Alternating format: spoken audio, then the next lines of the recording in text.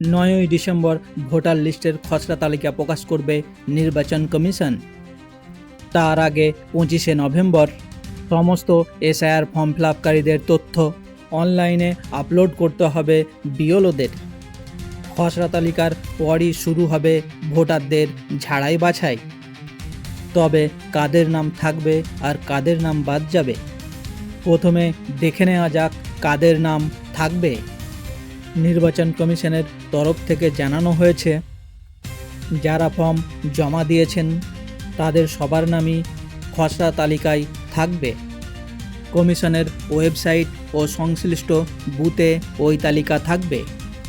মৃত বা অন্য কারণে বাদ পড়া ভোটারদের তালিকা আলাদাভাবে প্রকাশ করবে নির্বাচন কমিশন।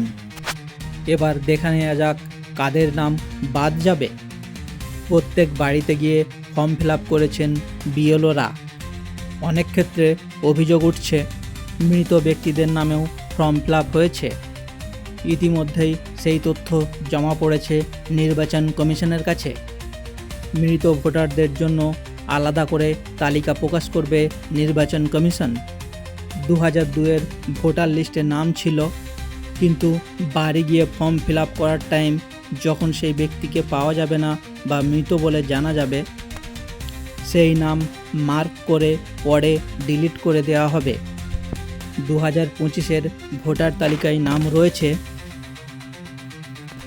অথচ নির্দিষ্ট ঠিকানায় বাড়ি গিয়ে তাকে খুঁজে পাওয়া গেল না।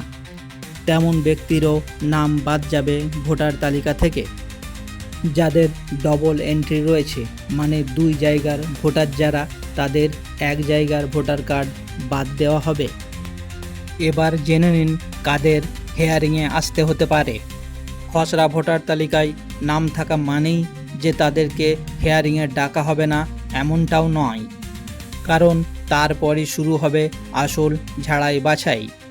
9ই ডিসেম্বরের পর নির্বাচন কমিশন শুরু করবে ভোটার তালিকা ঝাড়াই বাছাই, সাথে চলবে ম্যাপিংয়ের কাজও। ম্যাপিংয়ে ম্যাচ না করলে হেয়ারিংয়ের নোটিশ যাবে সেই ভোটারের কাছে। 2002-এর তালিকায় যাদের নাম নেই, তারা যেই তথ্য জমা দিচ্ছেন ইআরওর মনে হলে তাদেরকে ডেকে পাঠাতেই পারেন। তখন ওই 11টি নথির মধ্যে যে কোনো একটি নথি নির্বাচন কমিশনকে দেখাতে হবে। এছাড়া যাদের 2002-এর তালিকায় নাম নেই অথচ তাদের পরিবারেরও কারো নাম নেই, তাদেরকেও হেয়ারিংয়ে ডেকে পাঠাবে নির্বাচন কমিশন। সেখানে বৈধ ডকুমেন্ট হিসাবে আধার কার্ড ছাড়া বাকি 11টি নথির মধ্যে যে কোনো একটি নথি তাদেরকে দেখাতে হবে। যদি একটি ন্যায্য নথি দেখাতে পারেন তবে তাদের ভোটার তালিকায় নাম উঠে যাবে। প্রত্যেক বুথের বাইরে ভোটার লিস্ট থাকবে এবং এসডিও ও বিডিও অফিসের বাইরেও টাঙানো থাকবে ভোটার লিস্ট। থাকবে নির্বাচন কমিশনের ওয়েবসাইটেও। এসআইআরের সমস্ত আপডেট পেতে জয়েন করুন ভাইব নিউজ 24। ধন্যবাদ।